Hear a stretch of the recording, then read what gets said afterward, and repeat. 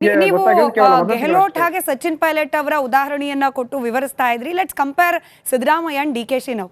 ಸಿದ್ದರಾಮಯ್ಯನವರು ನಮ್ಗೆಲ್ಲರಿಗೂ ಗೊತ್ತಿರೋ ಹಾಗೆ ಒಬ್ಬ ಮಾಸ್ ಲೀಡರ್, ಅದರಲ್ಲೂ ಕೂಡ ಹಿಂದ ಸಮುದಾಯದ ಬಲ ಸಂಪೂರ್ಣವಾಗಿ ಸಿದ್ದರಾಮಯ್ಯನವರಲ್ಲಿದೆ. ರಾಜಣ್ಣ ಅವರಂತೂ ಬಹಿರಂಗವಾಗಿ ಹೇಳಿಬಿಟ್ರು ಸಿದ್ದರಾಮಯ್ಯನವರು ಇಲ್ಲದ ಕಾಂಗ್ರೆಸ್ಸೇ ಇಲ್ಲ ಅಂತ ಹೇಳಿ. ಆ ಮಟ್ಟಿನ ಒಂದು ರೀತಿಯ ಕಾಂಗ್ರೆಸ್ ಪಕ್ಷಕ್ಕೆ ಅನಿವಾರ್ಯ ಕೂಡ ಸಿದ್ದರಾಮಯ್ಯನವರು.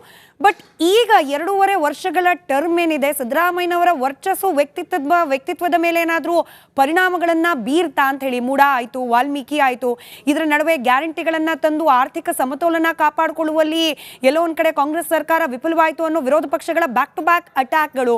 ಸೊ ಇದನ್ನೆಲ್ಲ ಗಮನಿಸ್ತಾ ಇರೋ ಸಂದರ್ಭದಲ್ಲೇನೆ ಮತ್ತೊಮ್ಮೆ ಕುರ್ಚಿ ಕಾಳಗ ಆಗಿಂದಾಗೆ ಬರ್ತಾ ಇರೋದು.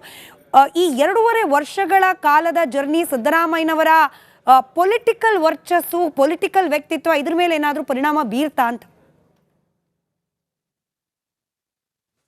ನೋಡಿ, ಮೂಡಾ ಕೇಸ್ ಇರ್ಬೋದು, ಹಾಗೆ ಗ್ಯಾರಂಟಿ ಸ್ಕೀಮ್ಗಳಿಂದಾಗಿ ಬೇರೆ ಬೇರೆ ಶಾಸಕರ ಕ್ಷೇತ್ರಗಳಿರ್ಬೋದು ಅಥವಾ ಜಿಲ್ಲೆಗಳಲ್ಲಿ ಪಟ್ಟಣಗಳಲ್ಲಿ ಅಭಿವೃದ್ಧಿ ಆಗ್ತಾ ಇಲ್ಲ, ರಸ್ತೆಗಳ ನಿರ್ಮಾಣ ಆಗ್ತಿಲ್ಲ, ಮೂಲ ಸೌಕರ್ಯಕ್ಕೆ ಹಣ ಸಿಗ್ತಾ ಇಲ್ಲ, ಒಂದು ಅಸಮಾಧಾನಗಳಂತೂ ದೊಡ್ಡ ಮಟ್ಟಿಗೆ ಕೇಳಿ ಬರ್ತಾ ಇದೆ. ಹಾಗಂತ ಸಿದ್ದರಾಮಯ್ಯ ಅವರ ವರ್ಚಸ್ಸು ಕಡಿಮೆ ಆಗಿದೆಯಾ ಅನ್ನೋದ್ರ ಪ್ರಶ್ನೆ ಕೇಳಿದ್ರೆ ಬಹುಶಃ ಪೂರ್ಣ ಪ್ರಮಾಣದಲ್ಲಿ ಕಡಿಮೆ ಆಗಿದೆ ಅಂತ ನನಗೇನು ಅನ್ಸೋದಿಲ್ಲ. ಈಗಲೂ ಕೂಡ ಕಾಂಗ್ರೆಸ್ನ ಪ್ರಶ್ನಾತೀತ ನಾಯಕರಾಗಿ ಸಿದ್ದರಾಮಯ್ಯ ಗುರುಸ್ಕೊಳ್ತಾರೆ. ಅವರ ಕಮ್ಯುನಿಟಿಗಳ ಜೊತೆಗಿನ ಅವರ ವರ್ಚಸ್ ಇರ್ಬೋದು, ಅವರ ಜೊತೆಗಿನ ಕನೆಕ್ಟ್ ಇರ್ಬೋದು ಸಿದ್ದರಾಮಯ್ಯ ಅವ್ರದ್ದು, ಅದು ಈಗಲೂ ಕೂಡ ಹಾಗೆ ಇದೆ.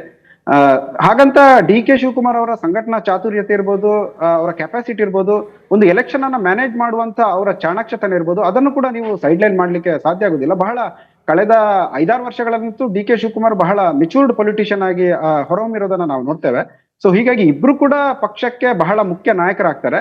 ಪಾಪ್ಯುಲಾರಿಟಿ ವಯಸ್ಸಲ್ಲಿ ನೋಡಿದ್ರೆ ಸಿದ್ದರಾಮಯ್ಯ ಈಗಲೂ ಕೂಡ ತಮ್ಮ ಪಾಪ್ಯುಲಾರಿಟಿಯನ್ನ ಕಾಯ್ದಿಟ್ಕೊಂಡಿದ್ದಾರೆ. ನಾನು ಕೇವಲ ಕರ್ನಾಟಕಕ್ಕೆ ಸೀಮಿತ ಆಗಿ ಹೇಳಿಲ್ಲ, ಇಡೀ ರಾಷ್ಟ್ರವ್ಯಾಪಿ ನೀವು ನೋಡಿದ್ರೆ ಒಬ್ಬ ಪಾಪ್ಯುಲರ್ OBC ಲೀಡರ್ ಎಲ್ಲಿರೋದು ಅಂತ ಹೇಳಿದ್ರೆ ಕರ್ನಾಟಕದಲ್ಲಿ ಇರೋದು ಅಂತ ಕಾಂಗ್ರೆಸ್ನವ್ರು ಹೇಳ್ತಾರೆ. ಸೊ ಅಷ್ಟರ ಮಟ್ಟಿಗೆ ಪವರ್ಫುಲ್ ಮತ್ತೆ ಪ್ರಭಾವಿ ವ್ಯಕ್ತಿ ಸಿದ್ದರಾಮಯ್ಯ ಆಗಿದ್ದಾರೆ ಕರ್ನಾಟಕದಲ್ಲಿ ನಾವು ನೋಡೋದಾದ್ರೆ.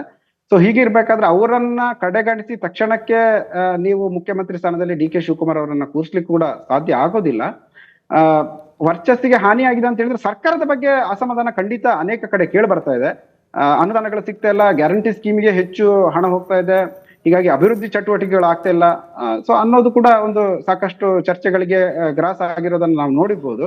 ಆದ್ರೆ ನಿಮಗೆ ಇನ್ನೊಂದು ವಿಷಯವನ್ನು ನಾವು ಹೇಳ್ಬೇಕೇನು ಅಂತ ಹೇಳಿದ್ರೆ, ಬಿಜೆಪಿ ಕರ್ನಾಟಕದಲ್ಲಿ ಈ ಹಿಂದುತ್ವ ಪಾಲಿಟಿಕ್ಸ್ ಅನ್ನ ಬಹಳ ಹಿಂದಿನ ಚುನಾವಣೆ ಸಂದರ್ಭದಲ್ಲಿ ಇರ್ಬೋದು, ಬಹಳ ಹಿಂದುತ್ವ ಪಾಲಿಟಿಕ್ಸ್ ಅನ್ನ ಬಹಳ ಸ್ಟ್ರಾಂಗ್ ಆಗಿ ಮಾಡ್ಕೊಂಡು ಬರ್ತಾ ಇದೆ.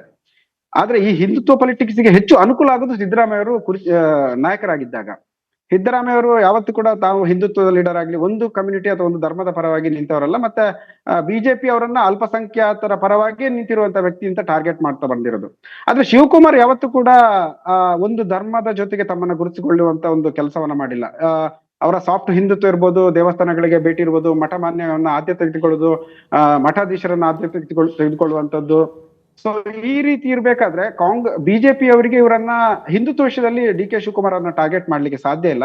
ಸೊ ಆ ಆಂಗಲ್ ಅಲ್ಲಿ, ಆ ಆಯಾಮದಲ್ಲಿ ನೋಡ್ಬೇಕು ಅಂತಂದ್ರೆ ಬಹುಶಃ ಬಿಜೆಪಿ ಕೂಡ ಸಿದ್ದರಾಮಯ್ಯ ಅವರೇ ಮುಖ್ಯಮಂತ್ರಿಯಾಗಿ ಮುಂದುವರಿಬೇಕು ಅನ್ನೋದನ್ನೇ ಬಯಸತ್ತೆ. ಡಿ ಕೆ ಶಿವಕುಮಾರ್ ಅವರನ್ನು ನಿಮಗೆ ಇಡಿ ವಿಷಯದಲ್ಲಿ ಅಥವಾ ಈ ಒಂದು ಅಕ್ರಮ ಹಣ ಸಂಪಾದನೆ ಕೇಸ್ನಲ್ಲಿ 2-3 ವರ್ಷಗಳ ಹಿಂದೆ ಟಾರ್ಗೆಟ್ ಮಾಡ್ಲಾಯ್ತು. ಆದ್ರೆ ಅಂತಿಮವಾಗಿ ಬಹುತೇಕ ಅವರಿಗೆ ಸುಪ್ರೀಂ ಕೋರ್ಟ್ ನಿಂದ ಕೂಡ ಈಗ ರಿಲೀಫ್ ಸಿಕ್ಕಿದೆ. ಅವ್ರಿಗೆ ಯಾವುದೇ ವಿಚಾರಣೆ ಎದುರಿಸ್ತಾ ಇಲ್ಲ. ಇಡಿಯನ್ನೇ ಸುಪ್ರೀಂ ಕೋರ್ಟ್ ಟಾರ್ಗೆಟ್ ಮಾಡಿ ಇದರಲ್ಲಿ ದುರುದ್ದೇಶ ಇದೆ ಅನ್ನೋ ಒಂದು ಅಬ್ಸರ್ವೇಷನ್ ಕೂಡ ಸುಪ್ರೀಂ ಕೋರ್ಟ್ ಮಾಡಿತ್ತು. ಹಾಗಂತ ಪೂರ್ಣ ಪ್ರಮಾಣದಿಂದ ಅವ್ರ ಕೇಸಿಂದ ಇನ್ನೂ ಕೂಡ ಮುಕ್ತರಾಗಿಲ್ಲ. ಕೆಲವು ಕೇಸ್ಗಳು ಇನ್ನೂ ಪೆಂಡಿಂಗ್ ಇದೆ. ಅದೊಂದು ಬಿಟ್ರೆ ಡಿ ಕೆ ಶಿವಕುಮಾರ್ ಅವರನ್ನ ನೀವು ಬೇರೆ ರೀತಿಯಲ್ಲಿ ಟಾರ್ಗೆಟ್ ಮಾಡ್ಲಿಕ್ಕೆ ಬರೋದಿಲ್ಲ. ಆದ್ರೆ ಕಮ್ಯುನಿಟಿ ವೈಸ್ ನೋಡಿದ್ರೆ ಅವರು ಬೇರೆ ಒಕ್ಕಲಿಗ ಬೆಲ್ಟ್ ನಲ್ಲಿ ಒಂದಿಷ್ಟು ಸ್ಟ್ರಾಂಗ್ ಆಗಿದ್ದಾರೆ ಬಿಟ್ರೆ ಬೇರೆ ವಲಯದಲ್ಲಿ ಅವರು ಎಷ್ಟು ಸ್ಟ್ರಾಂಗ್ ಆಗಿದ್ದಾರೆ, ಬೇರೆ ಕಮ್ಯುನಿಟಿಗಳನ್ನ ಎಷ್ಟು ಮಟ್ಟಿಗೆ ಅವರು ಆದ್ಯತೆಗೆ ತೆಗೆದುಕೊಂಡಿದ್ದಾರೆ ಅಂತ ಹೇಳಿದಾಗ ಅದು ಪರ್ಸೆಂಟೇಜ್ ಕಡಿಮೆ ಇರುತ್ತೆ. ಅದು ಅವರಿಗೆ ಒಂದು ದೊಡ್ಡ ವೀಕ್ ಪಾಯಿಂಟ್ ಆಗುತ್ತೆ ಡಿ ಕೆ ಶಿವಕುಮಾರ್ ಅವರಿಗೆ. ಆದ್ರೆ ಈಗಲೂ ಕೂಡ ನೀವು ಪಾಪ್ಯುಲರ್ ವೈಸ್ ನೋಡಿದ್ರೆ ಸಿದ್ದರಾಮಯ್ಯ ಅವರ ನಾಯಕತ್ವದ ವರ್ಚಸ್ಸು ಈಗಲೂ ಇದೆ. ಅದು ಆ ನಾಯಕತ್ವದ ಚಾಲೆಂಜ್ ಅನ್ನ ಬಿಜೆಪಿ ಈಗಲೂ ಎದುರಿಸ್ತಾ ಇದೆ. ಡಿ ಕೆ ಶಿವಕುಮಾರ್ ಅವರ ಸಂಘಟನಾ ಚಾತುರ್ಯತೆಯ ಒಂದು ಸವಾಲನ್ನು ಕೂಡ ಬಿಜೆಪಿ ಎದುರಿಸ್ತಾ ಇದೆ. ಸೊ ಹೀಗಿರ್ಬೋದು, ಈಗ ಸದ್ಯಕ್ಕೆ ಎದುರಾಗಿರುವಂತ ಕ್ರೈಸಿಸ್ ಅನ್ನ ಹೈಕಮಾಂಡ್ ಅವರು ಹೇಗೆ ಮ್ಯಾನೇಜ್ ಮಾಡ್ತಾರೆ, ಮತ್ತೆ ಛತ್ತೀಸ್ಗಢ ಮತ್ತೆ ಪಂಜಾಬ್ ಅದಲ್ಲದೆ ರಾಜಸ್ಥಾನದಲ್ಲಿ ನಿರ್ಮಾಣ ಆದಂತ ಒಂದು ವಾತಾವರಣ ಏನಿತ್ತು ಅಥವಾ ಒಂದು ಪಕ್ಷಗಳ ಅಧಿಕಾರವನ್ನು ಹೇಗೆ ಕಳೆದುಕೊಂಡು ಅಂತ ರೀತಿಯಂತ ಒಂದು ಕ್ರೈಸಿಸ್ ಅನ್ನ ಕರ್ನಾಟಕದಲ್ಲಂತೂ ನೋಡ್ಲಿಕ್ಕೆ ಹೈಕಮಾಂಡ್ ಬಯಸ್ತಾ ಇಲ್ಲ. ಬಹುಶಃ ಖರ್ಗೆ ಅವರು ಡೆಲ್ಲಿಗೆ ಹೋದ ನಂತರ ಇದನ್ನ ಹ್ಯಾಂಡಲ್ ಮಾಡ್ಲಿಕ್ಕೆ ಒಂದು ಸೂಕ್ತ ತೀರ್ಮಾನವನ್ನ ತೆಗೆದುಕೊಳ್ಬಹುದು. ಬಹುಶಃ ರಾಹುಲ್ ಗಾಂಧಿ ಅಥವಾ ಸೋನಿಯಾ ಗಾಂಧಿ ಅವರನ್ನ ಕರೆಸಿ ಮಾತುಕತೆ ಮಾಡಿ ಇದನ್ನ ಇತ್ಯರ್ಥಪಡಿಸುವಂತ ಒಂದು ಪ್ರಯತ್ನವನ್ನ ಮಾಡಬಹುದು. ಆದ್ರೆ ಡಿ ಕೆ ಶಿವಕುಮಾರ್ ಮತ್ತೆ ಡಿ ಕೆ ಸುರೇಶ್ ಎಷ್ಟರ ಮಟ್ಟಿಗೆ ಸೈಲೆಂಟ್ ಆಗಿರ್ತಾರೆ ಅನ್ನೋದು ಕೂಡ ಇಲ್ಲಿ ಪ್ರಶ್ನಾರ್ಹ ಆಗುತ್ತೆ. ನೀವು ಗೆಹ್ಲೋಟ್ ಹಾಗೆ ಸಚಿನ್ ಪೈಲಟ್ ಅವರ ಉದಾಹರಣೆಯನ್ನ ಕೊಟ್ಟು ವಿವರಿಸ್ತಾ ಇದ್ರಿ. Let's compare Siddaramaiah and D K she.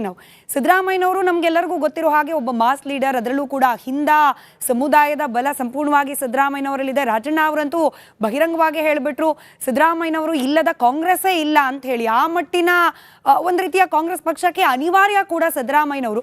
But ಈಗ 2.5 ವರ್ಷಗಳ ಟರ್ಮ್ ಏನಿದೆ, ಸಿದ್ದರಾಮಯ್ಯನವರ ವರ್ಚಸ್ಸು ವ್ಯಕ್ತಿತ್ವದ ಮೇಲೆ ಏನಾದರೂ ಪರಿಣಾಮಗಳನ್ನ ಬೀರ್ತಾ ಅಂತ ಹೇಳಿ. ಮೂಡ ಆಯ್ತು, ವಾಲ್ಮೀಕಿ ಆಯ್ತು, ಇದರ ನಡುವೆ ಗ್ಯಾರಂಟಿಗಳನ್ನ ತಂದು ಆರ್ಥಿಕ ಸಮತೋಲನ ಕಾಪಾಡಿಕೊಳ್ಳುವಲ್ಲಿ ಎಲ್ಲೋ ಒಂದ್ ಕಡೆ ಕಾಂಗ್ರೆಸ್ ಸರ್ಕಾರ ವಿಫಲವಾಯಿತು ಅನ್ನೋ ವಿರೋಧ ಪಕ್ಷಗಳ ಬ್ಯಾಕ್ ಟು ಬ್ಯಾಕ್ ಅಟ್ಯಾಕ್ಗಳು. ಸೊ ಇದನ್ನೆಲ್ಲ ಗಮನಿಸ್ತಾ ಇರೋ ಸಂದರ್ಭದಲ್ಲೇನೆ ಮತ್ತೊಮ್ಮೆ ಕುರ್ಚಿ ಕಾಳಗ ಆಗಿಂದಾಗೆ ಬರ್ತಾ ಇರೋದು.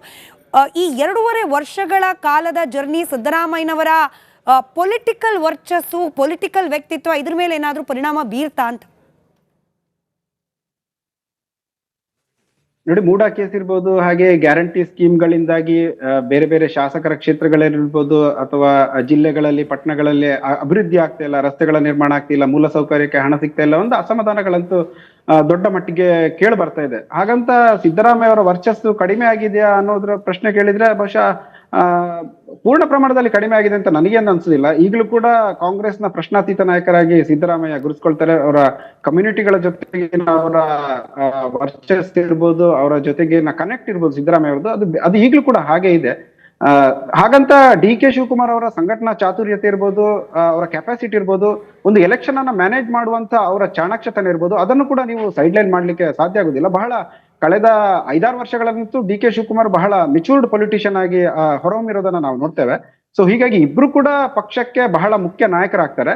ಪಾಪ್ಯುಲಾರಿಟಿ ವಯಸ್ಸಲ್ಲಿ ನೋಡಿದ್ರೆ ಸಿದ್ದರಾಮಯ್ಯ ಈಗಲೂ ಕೂಡ ತಮ್ಮ ಪಾಪ್ಯುಲಾರಿಟಿಯನ್ನ ಕಾಯ್ದಿಟ್ಕೊಂಡಿದ್ದಾರೆ. ನಾನು ಕೇವಲ ಕರ್ನಾಟಕಕ್ಕೆ ಸೀಮಿತ ಆಗಿ ಹೇಳಿಲ್ಲ, ಇಡೀ ರಾಷ್ಟ್ರವ್ಯಾಪಿ ನೀವು ನೋಡಿದ್ರೆ ಒಬ್ಬ ಪಾಪ್ಯುಲರ್ OBC ಲೀಡರ್ ಎಲ್ಲಿರೋದು ಅಂತ ಹೇಳಿದ್ರೆ ಕರ್ನಾಟಕದಲ್ಲಿ ಇರೋದು ಅಂತ ಕಾಂಗ್ರೆಸ್ನವ್ರು ಹೇಳ್ತಾರೆ. ಸೊ ಅಷ್ಟರ ಮಟ್ಟಿಗೆ ಪವರ್ಫುಲ್ ಮತ್ತೆ ಪ್ರಭಾವಿ ವ್ಯಕ್ತಿ ಸಿದ್ದರಾಮಯ್ಯ ಆಗಿದ್ದಾರೆ ಕರ್ನಾಟಕದಲ್ಲಿ ನಾವು ನೋಡೋದಾದ್ರೆ. ಸೊ ಹೀಗಿರ್ಬೇಕಾದ್ರೆ ಅವರನ್ನ ಕಡೆಗಣಿಸಿ ತಕ್ಷಣಕ್ಕೆ ನೀವು ಮುಖ್ಯಮಂತ್ರಿ ಸ್ಥಾನದಲ್ಲಿ ಡಿ ಕೆ ಶಿವಕುಮಾರ್ ಅವರನ್ನ ಕೂರಿಸ್ಲಿಕ್ಕೆ ಕೂಡ ಸಾಧ್ಯ ಆಗೋದಿಲ್ಲ. ವರ್ಚಸ್ಸಿಗೆ ಹಾನಿ ಆಗಿದೆ ಅಂತ ಹೇಳಿದ್ರೆ ಸರ್ಕಾರದ ಬಗ್ಗೆ ಅಸಮಾಧಾನ ಖಂಡಿತ ಅನೇಕ ಕಡೆ ಕೇಳಿ ಬರ್ತಾ ಇದೆ. ಅನುದಾನಗಳು ಸಿಗ್ತಾ ಇಲ್ಲ, ಗ್ಯಾರಂಟಿ ಸ್ಕೀಮ್ಗೆ ಹೆಚ್ಚು ಹಣ ಹೋಗ್ತಾ ಇದೆ, ಹೀಗಾಗಿ ಅಭಿವೃದ್ಧಿ ಚಟುವಟಿಕೆಗಳು ಆಗ್ತಾ ಇಲ್ಲ. ಸೊ ಅನ್ನೋದು ಕೂಡ ಒಂದು ಸಾಕಷ್ಟು ಚರ್ಚೆಗಳಿಗೆ ಗ್ರಾಸ ಆಗಿರೋದನ್ನ ನಾವು ನೋಡಿರ್ಬೋದು. ಆದ್ರೆ ನಿಮಗೆ ಇನ್ನೊಂದು ವಿಷಯವನ್ನು ನಾವು ಹೇಳ್ಬೇಕೇನು ಅಂತ ಹೇಳಿದ್ರೆ, ಬಿಜೆಪಿ ಕರ್ನಾಟಕದಲ್ಲಿ ಈ ಹಿಂದುತ್ವ ಪಾಲಿಟಿಕ್ಸ್ ಅನ್ನ ಬಹಳ ಹಿಂದಿನ ಚುನಾವಣೆ ಸಂದರ್ಭದಲ್ಲಿ ಇರ್ಬೋದು, ಬಹಳ ಹಿಂದುತ್ವ ಪಾಲಿಟಿಕ್ಸ್ ಅನ್ನ ಬಹಳ ಸ್ಟ್ರಾಂಗ್ ಆಗಿ ಮಾಡ್ಕೊಂಡು ಬರ್ತಾ ಇದೆ. ಆದ್ರೆ ಈ ಹಿಂದುತ್ವ ಪಾಲಿಟಿಕ್ಸ್ ಗೆ ಹೆಚ್ಚು ಅನುಕೂಲ ಆಗೋದು ಸಿದ್ದರಾಮಯ್ಯ ಅವರು ನಾಯಕರಾಗಿದ್ದಾಗ. ಸಿದ್ದರಾಮಯ್ಯ ಅವರು ಯಾವತ್ತೂ ಕೂಡ ತಾವು ಹಿಂದುತ್ವದ ಲೀಡರ್ ಆಗ್ಲಿ, ಒಂದು ಕಮ್ಯುನಿಟಿ ಅಥವಾ ಒಂದು ಧರ್ಮದ ಪರವಾಗಿ ನಿಂತವರಲ್ಲ. ಮತ್ತೆ ಬಿಜೆಪಿ ಅವರನ್ನ ಅಲ್ಪಸಂಖ್ಯಾತರ ಪರವಾಗಿ